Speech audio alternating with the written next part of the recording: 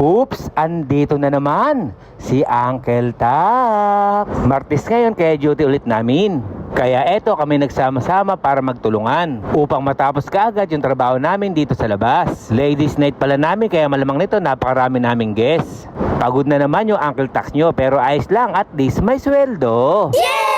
At nang natapos na kami dito sa labas, ako ay pumunta na sa back area upang punasan naman mga baso, plato at mga cutlery. At nang natapos na ang lahat, dumating na rin yung stop food namin. Ito nga pala vegetable salad, fish fillet, at hindi mawala ang french fries at masarap na sauce. Kumuha na pala kami dyan pang mamaya sapagkat may baon nga kami. Ang ulam namin, adobong paa ng manok at saka sapsuy. Kaya malamang na to, maparami na naman yung kain ko. Kaya tara muna mga uncle, kain muna tayo. Kasarap, kalasa. Nagkamay na nga pala kami dyan para sa ganon ma-enjoy namin yung kain namin. Hindi pala namin makakasabay sa kain yung paring Marvin namin sapagkat nakabakasyon nga pala siya. Kaya dalaw lang kami ni paring Regan.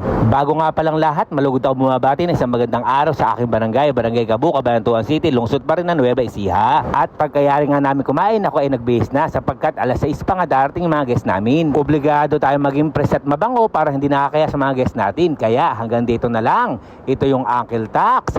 Ingat!